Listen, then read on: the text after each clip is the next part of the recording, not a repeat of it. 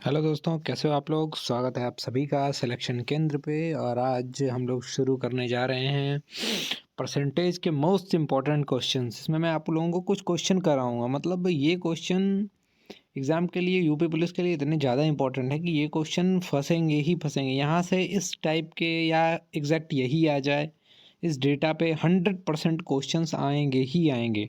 और मैं ये मान के चल रहा हूँ कि आप लोगों का बेसिक परसेंटेज कवर हो गया है। अगर नहीं हुआ है तो कोई बात नहीं, किसी दिन मैं एक परसेंटेज का फॉर्मूला कॉन्सेप्ट का एक सेशन ला दूंगा। ठीक है, तो चलिए शुरू करते हैं आज का हमारा सेशन।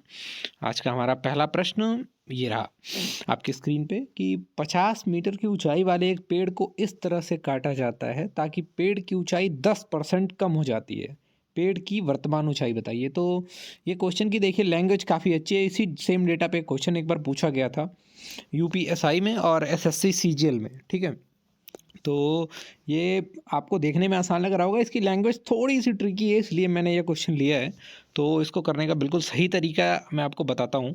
अगर आप लोग इसको लॉन्ग मेथड से करोगे तो ज़्यादा टाइम लगेगा। इसका सही तरीका मैं आपको बताता हूँ। सबसे पहले आपको क्या करना है कि पहली चीज़ आपको दे रखी है टोटल हाइट।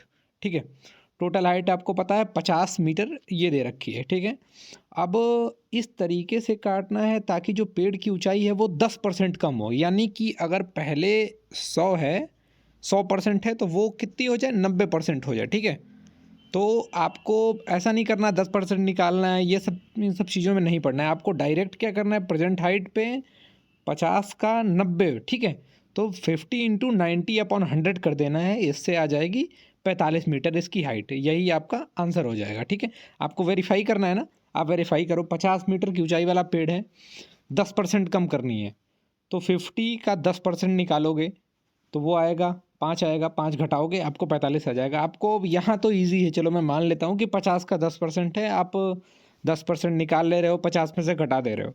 लेकिन यहीं अगर कॉम्प्लेक्स कोई नंबर आ जाएगा ना, तो वहाँ आप 10% निकालोगे, फिर उसमें से माइनस करोगे, आपको बहुत ज़्यादा टाइम लगेगा। तो आपको क्या करना है, ये सब काम नहीं करना है। 10% निकाला फिर माइनस किया, आपको सीधा जो वैल्यू दी गई है उसका 90% निकाल देना है, डायरेक्ट वही आंसर आ जाएगा फाइनल। तो ये रहा हमारा पहला क्वेश्चन। बढ़ते हैं हमारे दूसरे प्रश्न की तरफ। हमारा अगला प्रश्न है, दो संख्याएं तीसरी संख्या से क्रमशः 10% और 25% अधिक हैं, तो उन दोनों संख्याओं का रेशियो आपसे पूछा है। ठीक है, तो सबसे पहले ऐसे क्वेश्चंस में जहाँ पे कंपैरिजन दिया गया हो और कंपैरिजन परसेंटेज के फॉर्म में दिया गया हो। ठीक है, तो यहाँ क्या करना होता है आपको, यहाँ पे सबसे पहले जिस नंबर से कंपैरिजन दिया गया होता है, यानी यहाँ पे कंपैरिजन दिया गया है तीसरी संख्या से। ठीक है, तो आपको तीसरा नंबर मानना होता है। और चूंकि एक बात मैं आपको बता रहा हूँ कि परसेंटेज का कोई भी क्वेश्चन हो, चाहे वहाँ पे कंपैरिजन दिया हो या किसी में से इससे ये इतना कम है, इससे ये इतना ज़्यादा है, तो वहाँ पे हमेशा आपको बेस वैल्यू माननी होती है 100 की। और 100 की वैल्यू क्यों माननी होती है, क्योंकि परसेंटेज का मतलब ही यही होता है कि परसेंट।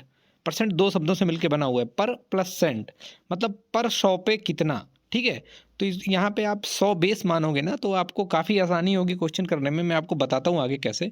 तो इस प्रश्न का को सॉल्व करने का बेस्ट वे मैं आपको बता रहा हूँ। देखो आप लोग, सबसे पहले आपको क्या करना है कि तीसरा नंबर 100 मानना है। ठीक है, तीसरा नंबर आपने 100 मान लिया। अब आपको दिया गया है कि जो पहली दो संख्याएं हैं वो तीसरी संख्या से 10% ज़्यादा हैं। तो यहाँ पे पहला नंबर हमने निकाला 110 आएगा, क्योंकि 100 का 10% 10 होता है। तो 100 में 10 जोड़ेंगे तो ये पहली संख्या हो गई 110। दूसरी संख्या तीसरी संख्या से 25% ज़्यादा है, यानी कि जब दूसरा नंबर निकालेंगे तो 100 का 25% आप निकालोगे, वो 25 आएगा। चूँकि कोई भी परसेंट 100 के अगर रेफरेंस में आप लोगे, 100 का 10% वो 10 ही होता है, 25% 25 होता है, 20% 20 होता है। तो उसी तरीके से 100 का 25% 25 हुआ, तो दूसरी संख्या 125 हो गई। अब आपको रेशियो निकालना है। रेशियो निकालना कोई भी बड़ा काम है ही नहीं। आपको एक तरफ 110 लिखा, एक तरफ 125 लिखा, 5 से आप लोगों ने काटा, 22, 22 रेशियो 25, यही आप लोगों का आंसर हो गया। ठीक है, तो इसमें आप लोगों को एक चीज़ का ध्यान देना है कि आप लोगों को बेस 100 ही मान के चलना है। ठीक है, और रेशियो में क्या होता है कि अगर आप इसको 1000 भी मान लोगे तो भी आपका आंसर सेम ही आना है, क्योंकि आपको रेशियो तो इक्वल ही आता है। रेशियो में आपको कोई दिक्कत होगी नहीं। ठीक है, बढ़ते हैं अगले प्रश्न की तरफ। हमारा अगला प्रश्न है, ये अच्छा क्वेश्चन है। एक चुनाव में दो उम्मीदवार थे, हारने वाले उम्मीदवार ने 41% वोट प्राप्त किए तथा वह 5580 मतों से पराजित हो गया। कुल मतों की संख्या पूछी है। मैंने आपको पिछले क्वेश्चन में बताया था कि क्या करना होता है, जो भी इस टाइप के क्वेश्चन हो जहाँ पे कंपैरिजन दिया गया हो, वोटिंग का हो, इसमें सबसे पहले आपको टोटल जो वैल्यू होती है उसको 100 मानना होता है। तो यहाँ पे भी वोटिंग है और कंपैरिजन है, दोनों चीज़ें हैं। तो इसमें आपको क्या करना होगा, देखो आप लोगों को सबसे पहले ऐसे मैं आपको बताता हूँ, एक सेकंड। हाँ, सबसे पहले आप लोगों को टोटल वोट्स मानना है। यहाँ पे हमने टोटल वोट्स माना 100। यहाँ पे 100 वोट नहीं है, 100 यूनिट है, ठीक है। उसके बाद आप लोगों को दिया हुआ है हारने वाले उम्मीदवार ने 41% वोट प्राप्त किए, तो हारने वाले ने 41% वोट पाए, ठीक है। 41 ये पा गया। तो अगर 100 यूनिट का 41 यूनिट ये पा रहा है यानी 41%, तो जीतने वाला कितना पाएगा? 100 में से 41 आप लोग घटाओगे तो यहाँ पा गया जीतने वाला 59। या तो इसको 59 कह लो या 59% कह लो, दोनों बात एक ही है। अब देखो अगली लाइन क्या कहती है, तथा वह 5580 मतों से पराजित हो गया। यानी कहने का मतलब कि वो 5580 वोट से हार गया। अब जैसा हमने अज्यूम किया है कि टोटल वोट 100 थे, तो इसके हिसाब से वो हारा है 18 वोट से। बट क्वेश्चन के हिसाब से वो हारा है 5580 वोट से, यानी कि 18 यूनिट की वैल्यू 5580 वोट है। तो एक यूनिट की वैल्यू कितनी होगी? तो एक यूनिट की वैल्यू हो जाएगी 5580 अपॉन 18। एक यूनिट की वैल्यू आएगी 310 वोट। अब हमने टोटल वोट कितने माने थे? 100 वोट।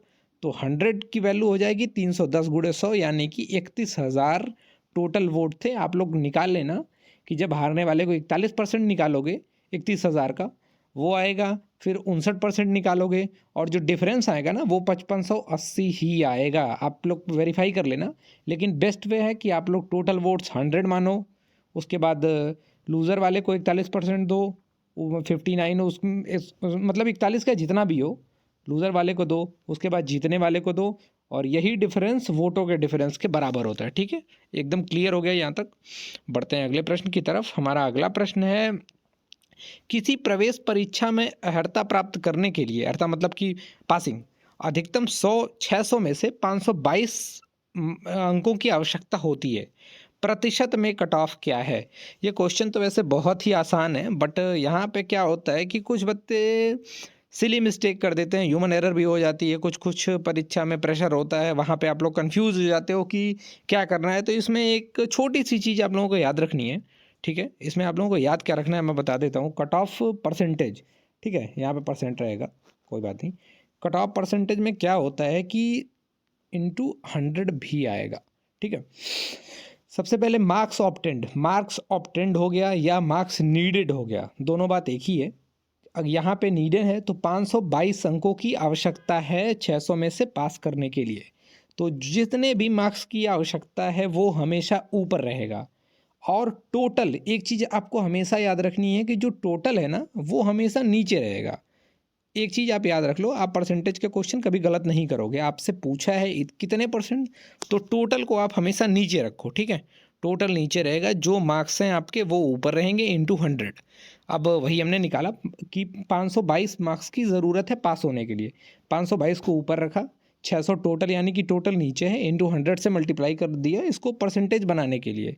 अब मल्टीप्लाई क्यों करा है? क्योंकि किसी भी परसेंटेज को फ्रैक्शन में बदलने के लिए, और फ्रैक्शन को परसेंटेज में बदलना आप लोगों को पता होगा कि कोई भी फ्रैक्शन है जैसे 1/10 है तो उसको परसेंटेज में बदलने के लिए इंटू 100 करते हैं, और इसी का वाइस वर्सा अपोजिट वाले केस में होता है।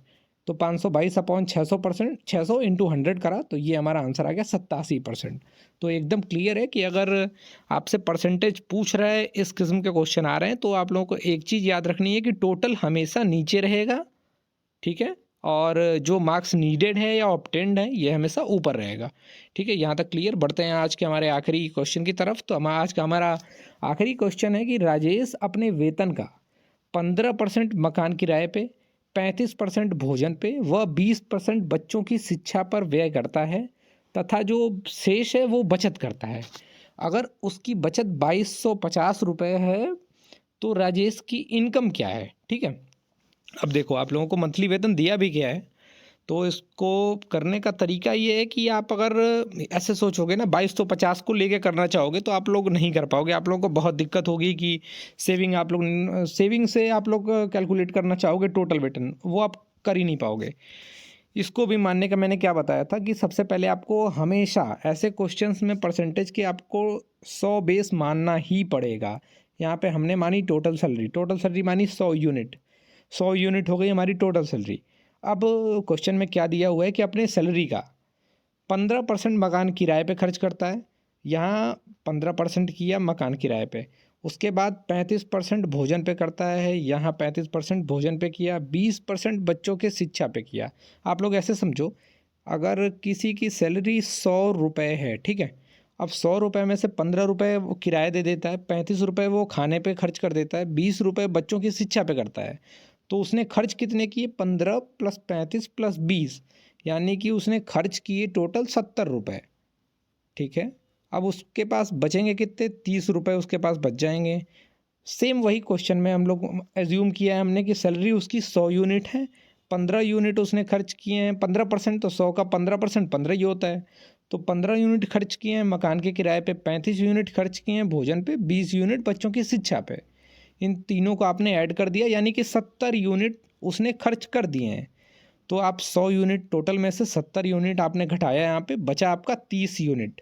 अब क्वेश्चन में क्या दिया है? ये उसकी बचत है 30 यूनिट, जैसे यहाँ पे 30 रुपये है वैसे यहाँ पे 30 यूनिट उसकी बचत है।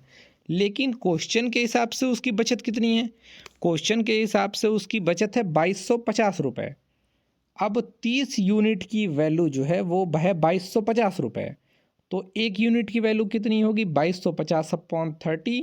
और बात यह है कि 100 यूनिट यानी उसकी टोटल सैलरी आपसे पूछा है, तो 100 यूनिट की वैल्यू कितनी होगी? तो आपको 100 का मल्टीप्लाई करना होगा, तो आंसर आ जाएगा 7500 रुपये उसकी टोटल सैलरी हो जाएगी। तो ये इस क्वेश्चन का सही आंसर होगा 7500 रुपये।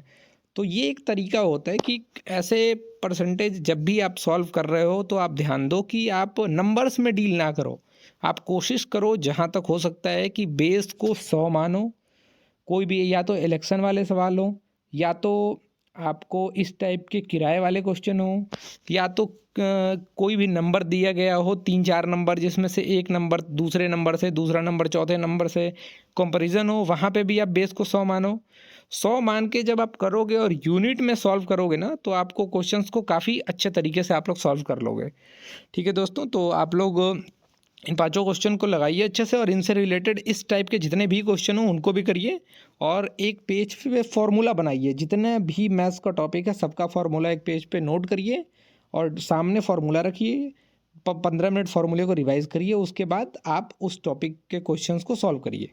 ठीक है, मैं अगली वीडियो किसी टॉपिक पे लेके आता हूँ, इसके बाद रेशियो शुरू करता हूँ। ठीक है, मिलते हैं कल अगली वीडियो में। Thank you.